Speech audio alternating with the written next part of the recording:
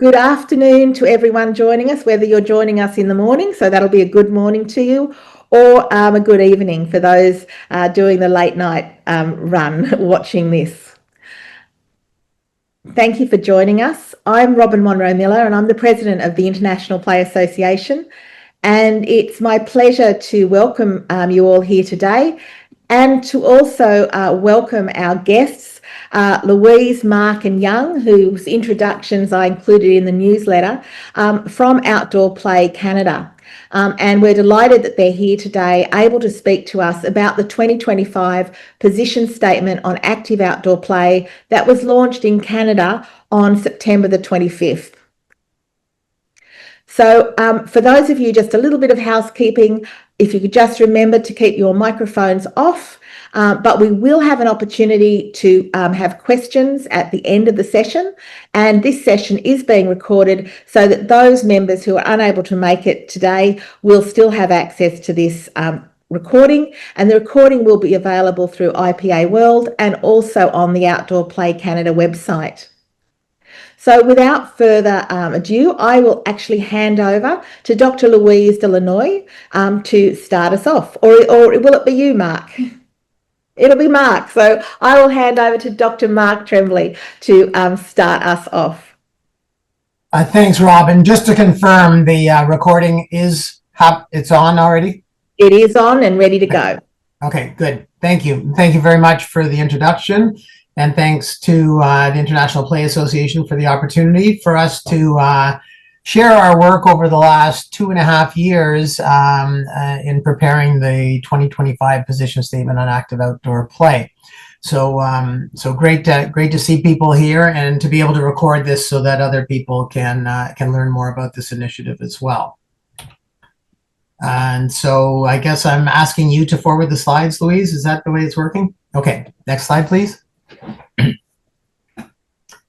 So the presentation today is going to be by myself, Mark Tremblay, and I am a senior scientist at the Children's Hospital of Eastern Ontario Research Institute in Ottawa, Canada, where I am coming to you from right now. And following me, Dr. Louise Delanoy, who is the Executive Director of Outdoor Play Canada, also in Ottawa, although she's in Edmonton right now, will present to you. And following Louise will be Dr. Young Lee from Queen's University in Canada and Yonsei University in Korea, but Young is coming to you from Kingston, Ontario in Canada. And so we're presenting this project and we provided executive leadership to this over the entire project. But this has been guided by a global leadership group that represents all of the and yeah, I just want to acknowledge the leadership group that represents all of the United Nations world regions. So this truly is a global project. Yeah, you can go to the next slide, Louise. And so just to provide some context, I find this this quote that was based on work that I'd done sort of gets you in the same mental spaces where I am for these introductory comments. So this is by Dr. Ian Jansen in a paper he wrote in the Canadian Journal of Public Health. I've seen public health messages that advise people to avoid going outdoors at dawn and dusk during peak mosquito hours, in the early morning and late afternoon during peak traffic hours, and from late morning to late afternoon during peak sunlight hours. And of course, children should not go outdoors if it's hotter than 30 degrees Celsius or colder than -20 degrees Celsius, raining and or dark. If parents and caregivers paid attention to all of these messages, they would believe it is never safe for children to go outside and be active. These messages that public health bodies convey about the outdoors need to change from avoidance to adaptation and mitigation. For instance, if it's raining out, kids should not be told to stay indoors. Rather, they should be encouraged to put on a raincoat and rubber boots and go outside and jump in a puddle. So hopefully that resonates with people, and to me that kind of sets the stage for why we did what we did and why we renewed what we did. Okay, next slide, Louise. And so why should we care about active outdoor play? Well, we should, at least initially, and I'm going to have a bit of a history here. We cared about it because it's really good for our health. for our health, our mental health, our emotional health, our social health, our physical health. Yeah, the evidence is pretty clear. It's good for everything, even our spiritual health and our sense of connectedness to the world and connectedness to nature and the outdoors. And so that was the reason initially, at least, that we got into the importance of active outdoor play. Next slide. And so in 2014, I convened a group of odd fellows, people that had not worked together in the past. I was coming from a physical activity world and trying to promote physical activity to deal with childhood obesity crises and mental health crises and things that we were seeing. And my orientation is that, they need more physical activity and so on. And to me, the most scalable and sustainable method to do this around the world is to embrace the great outdoors, which in previous generations people had done. And so it brought together groups from the nature world, the wildlife world, the outdoor world, as well as the public health and physical activity world. And the idea was to create a position statement on active outdoor play. And so we spent a year doing that. We performed 2 systematic reviews that were both published. We engaged 14 organizations with more than 1,600 stakeholders providing input from around the world. To date, we have 469 public supporters of the statement, including the Canadian Council of Chief Medical Officers of Health. We published the full report and position statement in open access literature for people. You can see the links there if you're interested in this. But anyways, at the end of the day, the position statement in its most summary form said that access to active play in nature and the outdoors, with its risks, so think back to the quote that I read, is essential for healthy child development. We believe increasing children's opportunities for self-directed play outdoors in all settings, at home, at school, in childcare, the community, and nature. And so that was the essence of it. Then, of course, there was a whole bunch of other background information that came along. And we released this in Canada with a Canadian focus, with a focus on health and well-being for this position statement. Next slide. And this had huge impact in Canada and beyond our borders. And I can provide examples of these if needed. But it actually was used to set legal precedent in Canada. It was used to inform municipal policy. It was used to shift school culture in the use of the outdoors for educational purposes. It was used as an anchor for mental health resource by Canadian mental health groups. It provoked a substantial charitable investment from our philanthropic sector in Canada. It received wide support and replication, although initially a little bit, there was some fear, especially from the medically oriented groups, the Canadian Pediatric Society, the Council of Chief Medical Officers of Health. But in time, they actually endorsed it and promoted it. And it also led to the creation of Outdoor Play Canada, who is providing this webinar today, and Louise is our executive director, and I have the honor of serving as president, and Young is also on the executive. So this is coming to you from Outdoor Play Canada. Next slide. So that was in 2015, and it had a huge impact on our country, way more than we thought it would. And so a couple of years back, we thought, well, let's take advantage of that and try and springboard forward and keep the energy going as we come up to the 10th anniversary of the initial release of the position statement. And so that's just what we did, only we wanted to make it bigger and better. And so instead of being Canadian focused, we wanted it to be worldwide. And thus we had the group that I showed on the second slide with all the United Nations regions of the world represented. We also, in addition to making it global in scope, we wanted to change it from being only child focused to recognizing that people of all ages can play and should play and would be better off if they did play. So we didn't focus just on kids, although that's where almost all of the literature is, and you'll hear about that in a minute. But we wanted it to be inclusive of all ages. And then we also wanted to expand it from being just about health and wellness, health and well-being, which certainly it is advantageous for. But there is substantial evidence, as you'll see when Louise gives her presentation, that it is also good for neighborhoods, for communities, for environments, for the planet, for bigger issues beyond just health and well-being. So we began this process 2.5 years ago and completed it about 10 days ago when we launched this. Next slide. Yeah, so as I said, we wanted to start to link to and deliberately link to bigger issues in the world, like the United Nations Sustainable Development Goals, which some of you might be familiar with. If you're not, you should make yourself familiar with them. And we can make links to most of the Sustainable Development Goals through the advantages of active outdoor play. Active outdoor play isn't the solution to them, but is an ally for almost all of them, which very few initiatives can claim to be. And so we wanted to hitch our wagon to these bigger global issues with the hope that the bigger global issues will bring greater attention to the importance of active outdoor play. And so, as I pass the baton to Louise, it's now been 10 years later. We completed 18 systematic and narrative reviews, which Louise is going to describe a little bit to you. And so she will explain what we did, and eventually then Young will tell you what we found. Off to you, Louise. Thanks, Mark.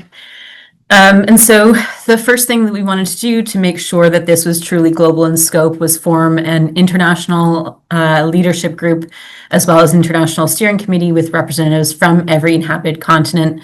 And we landed with representatives across 32 countries, the flags of which are all shown on this slide here. We were able to establish this international leadership group and steering committee in large part due to sort of the international arm of Outdoor Play Canada, which is called PlatoNet, which stands for Play, Learn, and Teach Outdoors Network. This network is a global network of thought leaders interested in advancing research and practice related to outdoor play, learning, and teaching. To date, we have approximately 700 members from 61 countries, so it is truly a global network. And if this project and the idea of linking with international colleagues around these topics are of interest to you, we welcome you to join. You can do so for free on our website. Takes probably less than 2 minutes to do so. And it's essentially through this network that we emailed this group and said, hey, we're thinking of doing this project. Would you like to join our steering committee? And we had a fairly strong and resounding yes from many of them. That international group was also responsible for leading the Plato Terminology, Taxonomy, and Ontology paper, which essentially aimed to establish international consensus around definitions and hierarchies of terms related to outdoor play, learning, and teaching. This was fairly important at the time because we wanted to make sure that if in Canada, when we were talking about outdoor play, it was the same term being referenced when we were talking to colleagues in their research in Denmark, in South Korea, in Ghana, etc.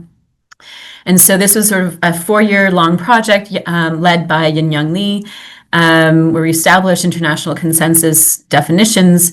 And this came in real handy for this 10-year update because we were able to anchor this work in an internationally agreed upon definition of active outdoor play, which is voluntary engagement in activity that takes place outdoors and involves physical activity of any intensity and is fun or rewarding and usually driven by intrinsic motivation. Key to that definition, you'll notice, is that there's no reference to age because we feel that age doesn't end, or play doesn't end when you stop being a child, that it should be for all ages, and that was true to our aim for this 10-year update. And in order for it to really encompass all ages, we had these sequelae of fun and or rewarding, usually driven by intrinsic motivation. So perhaps play may be more fun when you're a child, but it may lean more towards the rewarding end of things when looking at play as an adult. I always use the example of my sister-in-law who likes to play by participating in Ironman, which most children would not consider play, but for her, that's her form of outdoor fun. And so once we had our international group and our international steering committee and anchored to this international consensus definition. We then said, okay, what is the scope of work that we want to look at in relation to active outdoor play? And so we conducted an environmental scan. We led a text mining analysis, really looking at what are the linkages, what themes are linked to active outdoor play in the academic literature. All of our steering committee members had to submit an expression of interest, and so we looked through all of those to identify common themes and areas of interest amongst our steering committee members. And then we also conducted a linked network analysis to identify who are those in the sector, what other sectors are connected to the active outdoor play sector. And we pulled together all the themes identified across these 4 initiatives. This is all done before we even got into actually leading the position statement. We pulled together all the main themes, and we used these themes to come up with a draft conceptual framework. And so that initial draft looked a little bit like this, or it did look like this. And we sent it to our steering committee and we said, okay, what do you think? Does this, how does this sit? Is there anything that we need to add? Is there anything we need to take away or edit? We had a pretty high response rate amongst our steering committee, 90% agreement, but quite a few comments. And so we integrated those comments, made a few changes, and landed on this conceptual framework. And we said, okay, we have the full scope of work that we want to explore as part of this 10-year update, so we can then start using it to inform the development of evidence. So to blow that up a little bit more, we decided upon 9 main themes that we wanted to explore in relation to active outdoor play. So education and learning, movement behaviors, health and well-being, One Health, nature and environment, human rights and policy, community connections and partnerships, social capital, and finally, emerging areas. And that emerging areas piece was really key because we recognized that at least in 2015, we would never have thought of all of these other themes that were connected to active outdoor play. And so we imagine and hope that the same will be true in response to the launch of this global 10-year update, that there will be new areas that will uncovered related to active outdoor play. And so with this conceptual framework and these 9 themes, we then said, okay, let's collect the best available evidence across these themes. And so together with our international steering committee, we launched 12 systematic and scoping reviews across these themes. And so not to say this is a pretty robust process that we went through. We also asked our international leadership group members if they would lead geographic regional reviews based on the 6 UN geographic regions listed here. And what we wanted to do was identify the research on the state of play across leadership, policy, and culture. The state of active outdoor play surrounding research, leadership, policy, and culture. And so each of our leadership group members pulled together and led a global regional review across these 6 UN regions. And so at this point now we were leading 18 reviews, which was what Mark was mentioning. And so once we had pulled together the key findings from those now 18 reviews, our leadership group met as a collective in person at Yonsei University in Seoul, South Korea, over 2.5 days to review all of the key findings from those 18 reviews and argue and discuss and debate over how to integrate these pieces into the updated position statement. And ultimately, we landed on initial first draft of the 2025 position statement on active outdoor play. So similar to what we did with the conceptual framework, we had that draft position statement that we developed. And then in January of 2025, we then sent that initial draft of the position statement out to our steering committee. And similarly, we said, what do you think? Do you agree? Is there anything missing? Is there anything we need to remove? Is there anything we need to modify? We again had a very high response rate, very high levels of agreement, but again, quite a few comments. This is a very passionate group of people. And so we incorporated all those comments, and they were substantial enough that we said, okay, we've actually made quite a few changes to the position statement draft. And so we're going to send it back to the steering committee once again, and similarly said, okay, we heard you, we incorporated your feedback. What do you think? Does this resonate with you a little bit better? And at that point, we received 99% agreement. And so we said, okay, I think we're, as a group, pretty satisfied with this draft. let's send it out for international consensus. And so we sent it to our steering committee and we said, now send it to everyone you possibly know that would be interested in reviewing this work. And at that point, we received very high levels of agreement, a huge number of comments, but fortunately at this point, they were fairly cosmetic and not substantial. So we incorporated them, of course, but landed on our final position statement. And so just as a reminder, the 2015 position statement focused on healthy child development and was primarily focused on the Canadian population. And so we aim to update this by expanding the scope to be global, to be inclusive of all ages, and explore not just health, but health of people, communities, environments, and the planet. And I think we've successfully managed to do that. And with that, I'll pass it over to Young. Thanks, Louise. So Mark described what has triggered to update the position statement from 2015 to 2025, and Louise explained the process really well. Now I have the honor to present the main outcome and our position statement on active outdoor play. Next slide, please, or click, please, Louise. Thank you. So I'll just read it. Active outdoor play promotes holistic health and well-being for people of all ages, communities, and environments, and for our entire planet. It is critical given the multiple global challenges we face today, for example, social and health inequities, climate change, and digital addiction. Together, as a collective of the outdoor play sector, we recommend increasing opportunities for active outdoor play in all settings where people live, learn, work, and play. To achieve this, it is important to collaborate across sectors, settings, and societies to preserve, promote, and value equitable access to active play outdoors and in nature. And this position statement is also available in all 6 United Nations languages, and they're posted on our webpage, outdoorplaycanada.ca/AOP10. So if you want to check out, you can read it, you can download it. Yeah, so like Louise mentioned, we went through a rigorous process. We conducted 18 different reviews, and we were able to generate 8 key evidence statements that supported the development of the position statement. So I'll go through them individually. So the first one, can you go to the next slide, Louise? Active outdoor play helps us move more, play longer, and sleep better. So if you remember that circular diagram, this is relevant to health and well-being. So this is based on the evidence that when we play outdoors, we engage in more physical activity and less sedentary behavior and screen time, leading to better sleep.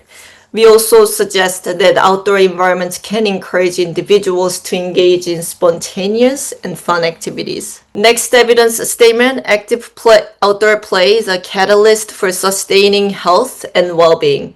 So active outdoor play can enhance health and well-being, physical, mental, social, and spiritual. Playing outdoors offers an opportunity to connect, explore, and engage in healthy and enriching ways. Our next evidence statement, active outdoor play promotes confidence naturally. So this is more relevant to risky play. And our evidence suggests that outdoor environments provide a dynamic space for playful adventures and risk-taking, an essential ingredient for healthy development and also healthy aging. Engaging in active outdoor play that is challenging helps build confidence, resilience, and problem-solving skills while promoting agency, well-being, and physical literacy. Our next evidence is relevant to the One Health paradigm. So active outdoor play offers a pathway to a happier, healthier planet.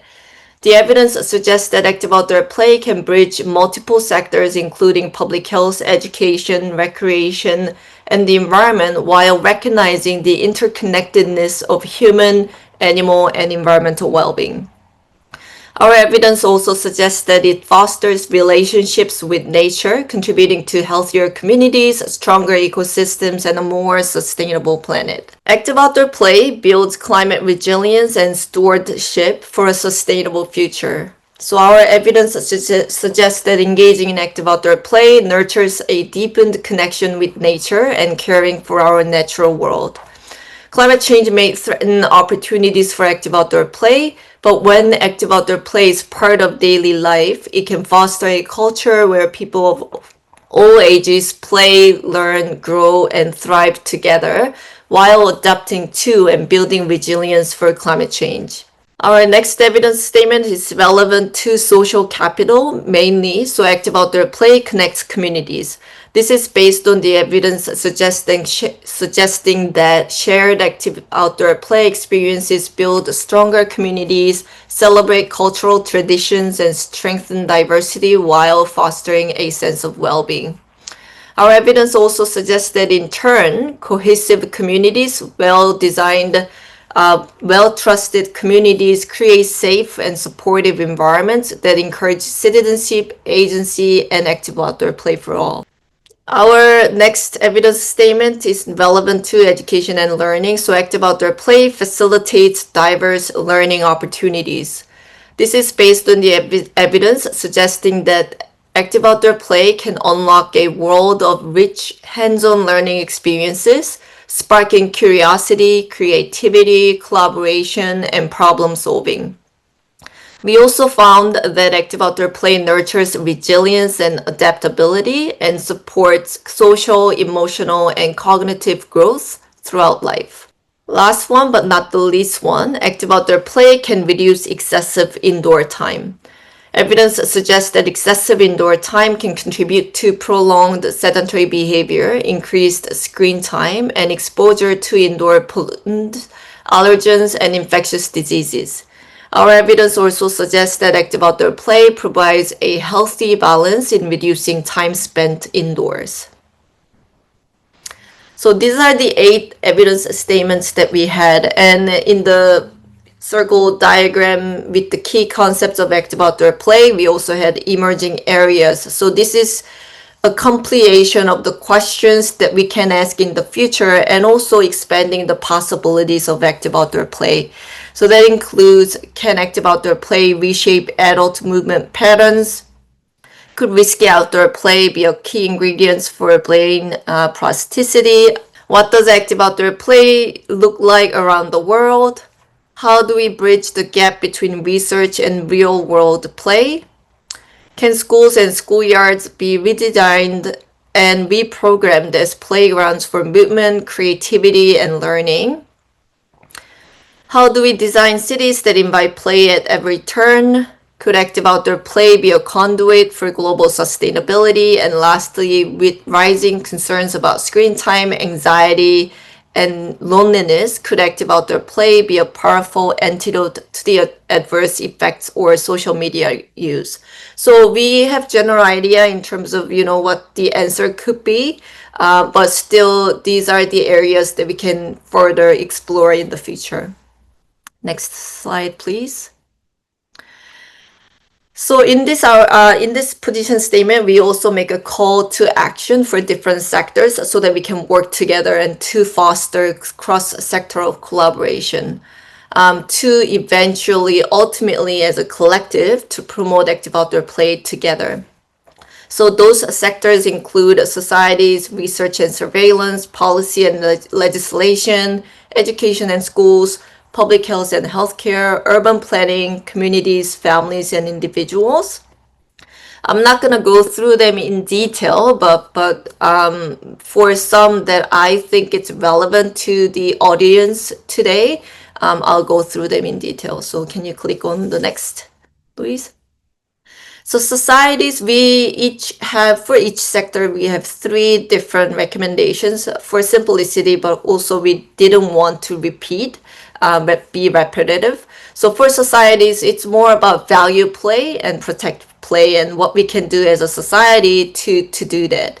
Research and surveillance, basically what we are suggesting is to study it, track it, and understand it better. For policy and legislation, create frameworks for equitable access. So I'll actually go through them individually. So the first one, recognize access to active outdoor play as a fundamental right in health, education, recreation, and environmental policies. Encourage governments to enact and uphold policies that support active outdoor play. promote, protect, value, and invest in active outdoor play environments that connect neighborhoods, schools, recreational areas, and workplaces. We also make recommendations for educations and schools, so teach through play and redesign spaces to facilitate learning and education of active outdoor play in school settings. Public health and healthcare prescribe play for health. For urban planners, design cities that invite play on every corner. And these are the 3 detailed recommendations. Communities, create safe and inclusive spaces. The first one, I think this is animated, Luis, FYI. Support, promote, and build on campaigns that emphasize the importance of active outdoor play as a health promoting habit. Secondly, support, promote, and build on efforts that promote benefit risk approaches to active outdoor play. Lastly, encourage intergenerational active outdoor play to strengthen community connections. For families, play together outdoors. Play with others, including companion animals, so not just between human and family members, but including companion animals to nourish a sense of community and connection to the outdoors. Secondly, encourage and model active outdoor play as a normative behavior in your neighborhood. And third, support family members' participation in active outdoor play by encouraging, facilitating, and engaging together. And this is the last one for individuals, what you can do to promote active outdoor play and integrate active outdoor play in your daily lives. Move, explore, and embrace play. First one, be respectful stewards of the outdoor environment where play happens. Animated again. Advocate for equitable access and preservation of green spaces and safe, play-friendly environments. Lastly, explore and enjoy diverse experiences in different outdoor spaces as part of your daily routine. To sum, active outdoor play is essential for our health, our communities, and our planet. Together, we can make play a priority today and for generations to come. This is the main message of our position statement. Thanks for listening. Back to Luis. Thank you, Young. And so in terms of some actions moving forward, first thing you can do is check out our website, and I'll click to that in a second, where we have a number of different resources. We also invite you to endorse the position statement either as an individual or an organization. We are just on the cusp of 500 endorsements, so we're hoping that you can help us get there. And all that link is there, and we'll put up another QR code in a minute as well. The 2 manuscripts that outline both the process of putting this together and the final position statement have been published and are freely available online, and also linked to our website. And so here is the our main webpage for all resources related to the position statement. You can access the position statement in all 6 UN languages, and we've been working with colleagues to translate the position statement into other languages beyond those initial 6. So Brazilian Portuguese, for example, is up there. If there's any language that, if you'd like to see your language represented in the position statement, please reach out and we'd be happy to work with you to do so. The 2 main manuscripts that I mentioned, as well as the other 18 systematic and scoping reviews that we've led, will be populated and are being actively added to that second tile on the left-hand side. And so check back for all of those resources. We have essentially this slide deck available on the website as well. So for your own purposes of celebrating, sharing this information out, you can download that for free as well. We have a communications toolkit as well as infographics available in both English and French, again, for wide sharing. We have a whiteboard video, again, available in English and French that you can access. It's a cute little 3-minute video, and we're going to show that to you in a moment.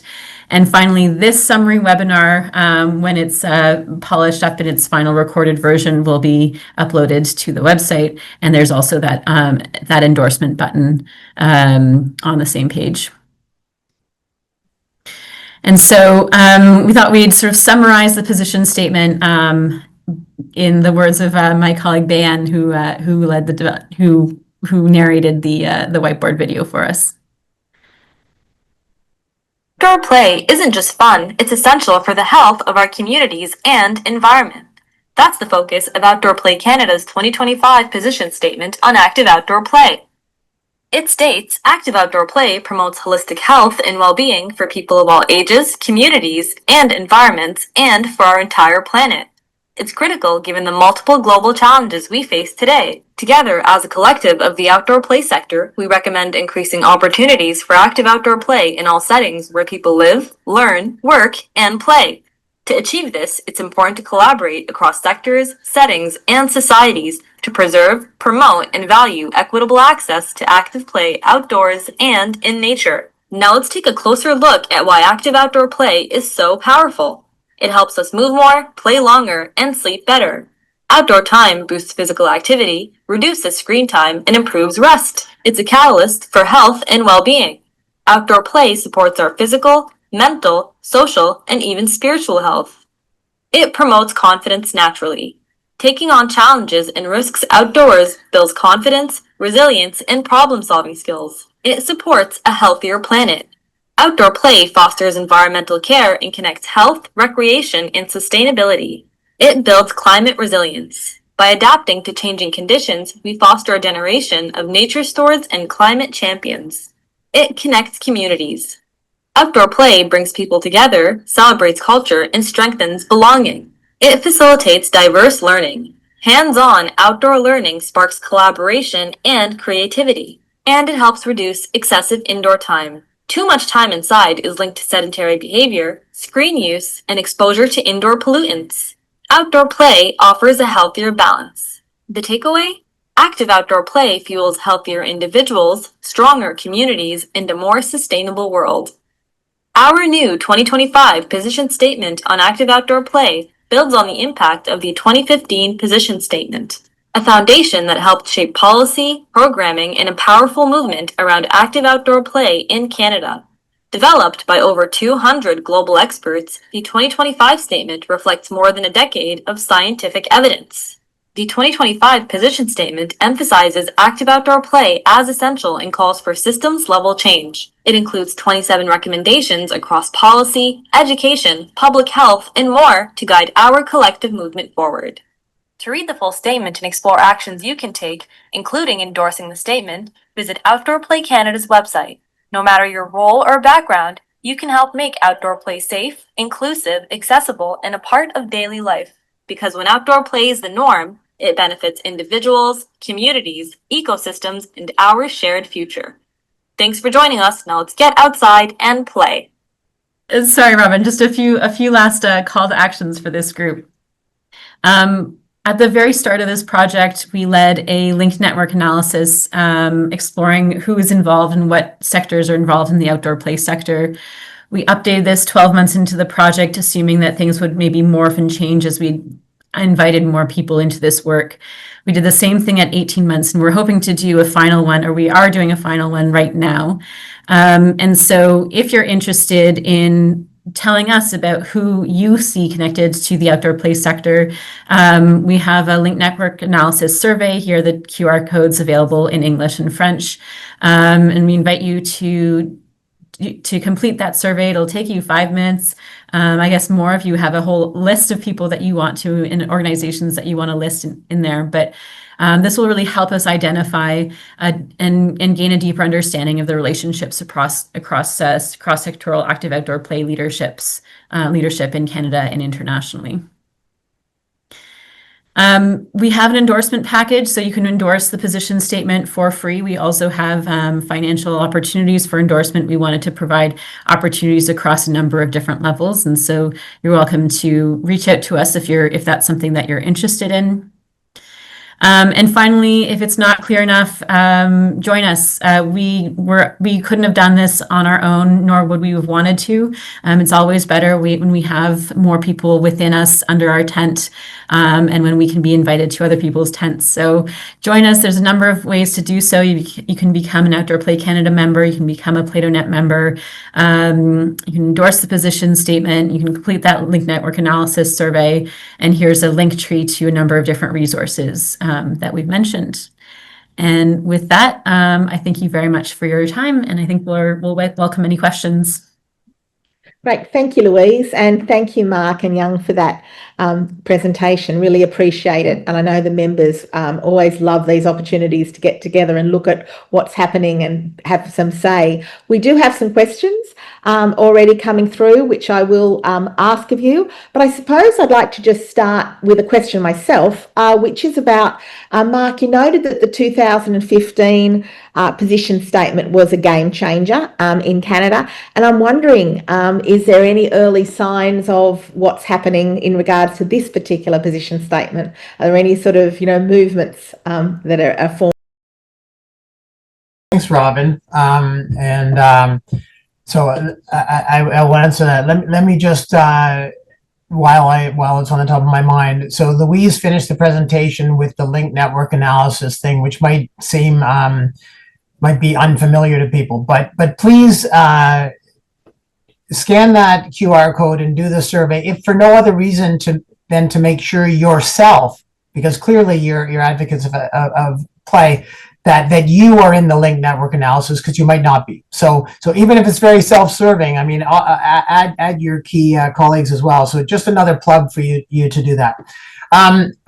We released the position statement, and I don't know that this was actually in our presentation per se, but on September 25th at the Breath of Fresh Air Outdoor Play Summit here in Ottawa, Canada, with about 300 delegates there in the outdoors for 2.5 days, an entirely outdoor play summit, which we opened with the release of this position statement. So it's now the 8th of October. So that's what, about less than 15 days ago that we released this. So there's not clear evidence, Robin, that we've changed the world in 15 days, but there, for sure, there is evidence that this has some momentum. I think someone, I forget, in their presentation, maybe it was Young, said that we're at 497 endorsers. If you recall from my part of the presentation, in 10 years, we had 469 endorsers of the 2015 position statement. So in 14 days, we're beyond that. That took 10 years. So these are public endorsements, many by organizations. So you can go in and you can scan. This is public. So, the Brazilian Pediatric Society is publicly declaring that they, that support this. So that's awesome. And certainly a sign that the pace of impact exceeds that from 2015. We, as Robin knows, we had a media strategy for this. As of today, we've had 160 media hits. That's 160 different news stories or interviews related to the release of the position statement. That translates into more than 13 million media impressions. So again, this isn't evidence that we're changing the world, but there's evidence, and certainly compared to 2015, that there's the tsunami that's been created with the release of this is way bigger than it was in 2015. So if the ripple effects are at all proportional to that, then we can expect good things. But at the end of the day, it's the people that are on this call and the people that will listen to this that are going to help us change the world. We're just hoping that the background work we did makes your jobs easier. Thank you, Mark. Okay, I've got a question from Minna about what you recommend for people living in cities with very oppressive climatic conditions like intense heat, where playing outdoors appears to no longer actually be a safe option for children.